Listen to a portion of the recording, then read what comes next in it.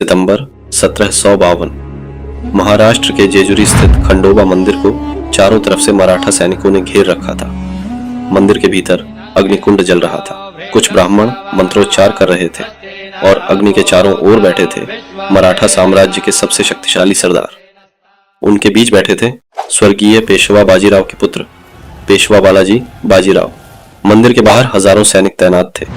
कुछ ही दूरी पर जानोजी भोंसले अपनी सेना के साथ तैयार खड़े थे, मानो किसी भी क्षण युद्ध छिड़ सकता है। तभी मंदिर के द्वार से छत्रपति शिवाजी महाराज की बहू और राजाराम महाराज की पत्नी महारानी ताराबाई मंदिर में प्रवेश करती हैं। उनके साथ कुछ अंगरक्षक थे जिन्होंने महारानी को चारों तरफ से घेरा हुआ था। मंदिर में मौजूद हर व्यक्ति खड़ा हो गया। फिर ताराबाई ने अग्निकुंड की ओर देखते हुए कहा, जिसे आप सब छत्रपति मान रहे हो और पेशवा ने जिसे छत्रपति बना रखा है, वह शिवाजी महाराज का असली वंशज नहीं है। उनके ये शब्द सुनते ही पूरा मंदिर स्तब्ध रह गया। किसी को विश्वास नहीं हो रहा था, क्योंकि कुछ वर्ष पहले उसी स्त्री ने उस व्यक्ति को शिवाजी महाराज का वारिस बताकर मराठा सिंहासन पर बैठाया था। लेकिन अब सवाल यह था, अगर वह असली वारिस नहीं था तो मराठा साम्राज्य का असली उत्तराधिकारी कौन था? और आखिर ऐसा क्या हुआ कि शिवाजी महाराज द्वारा बनाई गई व्यवस्था में उनका ही परिवार कमजोर पड़ गया और पेशवा असली शासक बन बैठे? आखिर शिवाजी महाराज के वंशज कहाँ गए? इस कहानी की शुरुआत होती है सन 1689 में मुगल बादशाह औरंगजेब के दरबार से। छत्रपति संभाजी महाराज की मृत्यु के बाद मराठा साम्राज्य संकट में डूब चुका था। मराठों ने उनके भाई राजाराम महाराज को नया छत्रपति घोषित कर दिया, लेकिन मुगल सेना लगातार मराठों को कुचलने की कोशिश कर रही थी। नवंबर 1689 एक मराठा सरदार ने मुगल सेनापति जुल्फिकार खान से गुप्त समझौता कर लिया और रायगढ़ किले का द्वार भीतर से खोल दिया।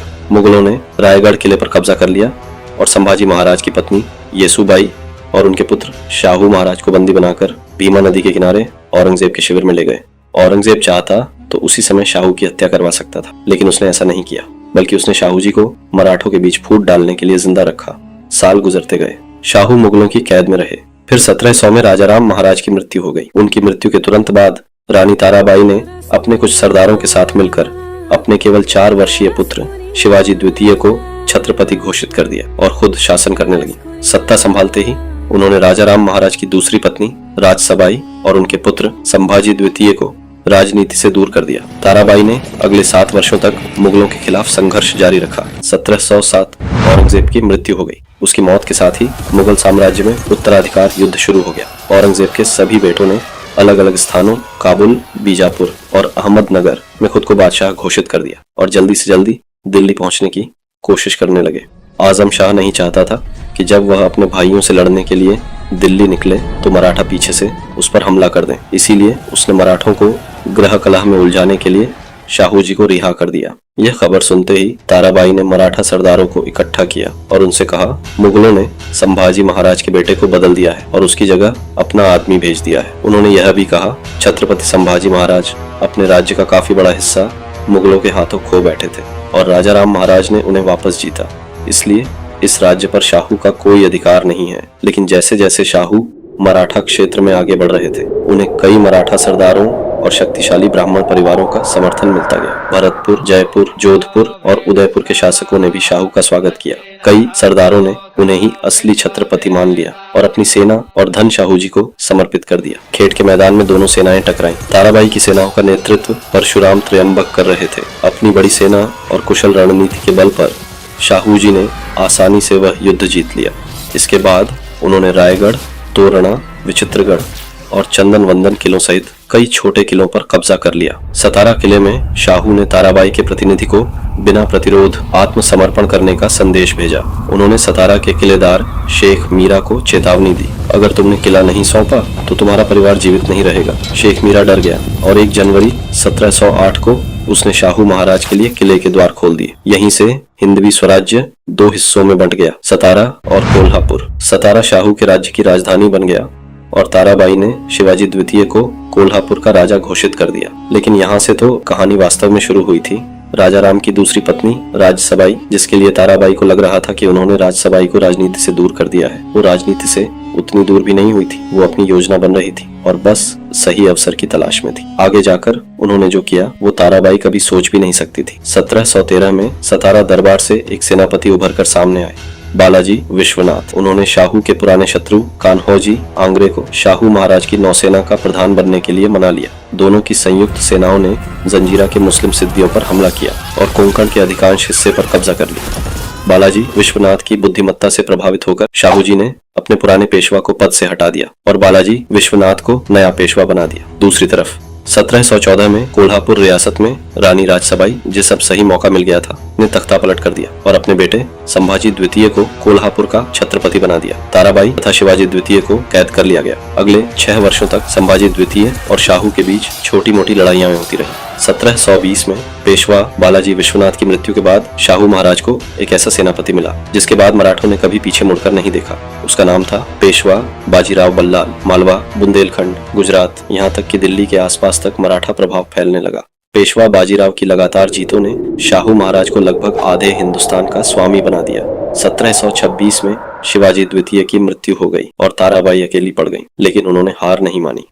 पेशवा के उत्तर भारत अभियान पर निकलते ही शाहू के चचेरे भाई संभाजी द्वितीय ने शाहू के खिलाफ षड्यंत्र शुरू कर दिए। 1730 की एक रात 4 हत्यारे शाहू महाराज के शिविर में घुस आए। उस समय शाहू अकेले बैठे थे, न कोई सुरक्षा न कोई भय। हत्यारे धीरे धीरे आगे बढ़े, लेकिन जब उन्होंने शाहू की आंखों में देखा तो उनके कदम रुक गए। कुछ क्षण बाद उन चारों ने अपने हथियार शाहू के चरणों में डाल दिए और दया की भीख मांगने लगे। शाहू ने केवल एक प्रश्न पूछा, तुम्हें भेजा किसने है? कांपती आवाज में उन्होंने जवाब दिया, उदाजी चौहान। अब शाहू समझ चुके थे कि यह संघर्ष समाप्त होने वाला नहीं है। उन्होंने संभाजी द्वितीय के खिलाफ निर्णायक युद्ध का आदेश दे दिया। वारणा नदी के किनारे दोनों सेनाएं टकराईं। शाहू की सेना ने इतनी तेजी से हमला किया कि कोल्हापुर की सेना संभल ही नहीं पाई। संभाजी का खजाना, रसद, सब कुछ छीन लिया गया। युद्ध के बाद ताराबाई, राजसबाई और संभाजी की पत्नी जीजाबाई को बंदी बनाकर शाहू महाराज के सामने लाया गया, लेकिन शाहू ने बदला नहीं लिया। उन्होंने संभाजी की मां और पत्नी को सम्मान के साथ वापस भेज दिया। अपमान और हार से टूट चुकी ताराबाई ने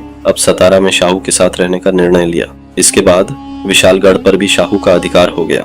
अब संभाजी द्वितीय के पास समझौते के अलावा कोई विकल्प नहीं बचा था। इसके बाद लगभग 2 लाख से अधिक सैनिकों की उपस्थिति में वारणा की संधि हुई। संभाजी ने अधीनता के प्रतीक के तौर पर अपना सिर शाहू के पैरों पर रख दिया। छत्रपति शाहू नीचे झुके, अपने चचेरे भाई को ऊपर उठाया और उन्हें गले लगा लिया। इस संधि ने मराठा गृह युद्ध को समाप्त कर दिया और कोल्हापुर को सतारा के अधीन क्षेत्र बना दिया। पेशवा बाजीराव ने अपनी कुशलता से मुगलों को दिल्ली तक सीमित कर दिया और भारत के आधे से ज्यादा हिस्से पर शाहू महाराज का एक छत्र राज्य स्थापित कर दिया। लेकिन छत्रपति शाहू जी का कोई उत्तराधिकारी नहीं था। 1740 के आसपास रानी ताराबाई एक बालक को लेकर शाहू महाराज के सामने पहुंची। उन्होंने कहा, यह बालक पूर्व छत्रपति शिवाजी द्वितीय का पुत्र है। सुरक्षा कारणों से जन्म के तुरंत बाद इसे एक सैनिक के परिवार के पास छिपाकर रखा गया था। ताराबाई ने शाहू महाराज को विश्वास दिलाया कि यह बालक शिवाजी महाराज का रक्त है और इसलिए शाहू महाराज के बाद सतारा के राज सिंहासन पर उसी का अधिकार होना चाहिए। शाहू महाराज ने उस बालक को गोद ले लिया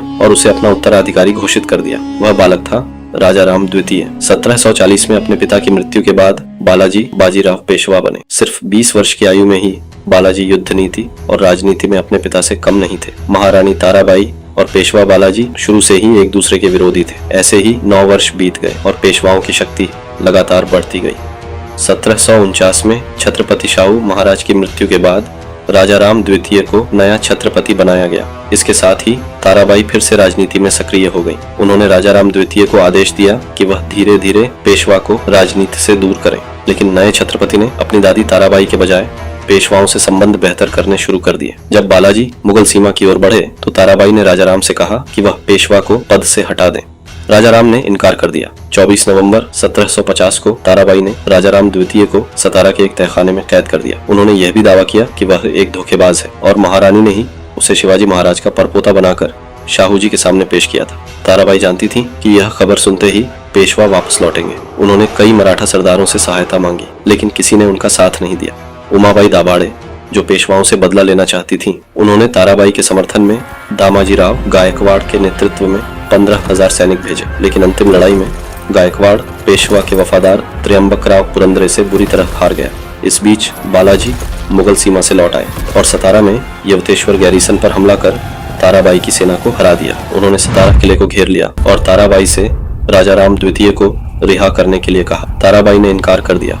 बालाजी ने घेराबंदी हटा ली और पुणे लौट गए। दामाजी गायकवाड़ उमाबाई दाभाडे और उनके रिश्तेदारों को पेशवा की सेना ने गिरफ्तार कर लिया। अब ताराबाई समझ चुकी थी कि पेशवा बालाजी अत्यंत शक्तिशाली हो चुके हैं और उनसे युद्ध जीतना संभव नहीं। आखिरकार वह बालाजी बाजीराव के साथ समझौते के लिए तैयार हो गई। बालाजी बाजीराव के प्रतिद्वंद्वी जानोजी भोंसले ने ताराबाई को वचन दिया कि वह अपनी सेना के साथ पुणे के पास रहेंगे और किसी भी अनहोनी की स्थिति में उनकी रक्षा करेंगे। लेकिन हजारों सैनिकों की सुरक्षा के बीच जब ताराबाई खंडोबा मंदिर पहुंची तो बालाजी बाजीराव ने उनके साथ सम्मान पूर्वक व्यवहार किया। कुछ देर बातचीत के बाद ताराबाई ने बालाजी बाजीराव की श्रेष्ठता स्वीकार कर ली। वह अपने लेफ्टिनेंट बाबूराव जाधव को पद से हटाने के लिए भी तैयार हो गयी, जिसे बालाजी बाजीराव पसंद नहीं करते थे। बदले में बालाजी बाजीराव ने ताराबाई को माफ कर दिया। 14 सितंबर 1752 को दोनों ने जेजुरी के खंडोबा मंदिर में आपसी शांति की शपथ ली। वहीं ताराबाई ने यह भी स्वीकार किया कि राजा राम द्वितीय उनका पोता नहीं है और उन्होंने राज्य प्राप्त करने के लिए यह षड्यंत्र रचा था। लेकिन इसके बावजूद पेशवा बालाजी बाजीराव ने राजा राम द्वितीय को छत्रपति बनाए रखा ताकि मराठा साम्राज्य में किसी प्रकार की अस्थिरता उत्पन्न न हो। इसी के साथ सतारा में शिवाजी महाराज के प्रत्यक्ष वंश का अंत हो गया। लेकिन वास्तविक शासकीय शक्तियां अब पूरी तरह पेशवाओं के हाथों में जा चुकी थीं। हालांकि कोल्हापुर में शिवाजी महाराज के वंशजों का शासन आगे भी चलता रहा।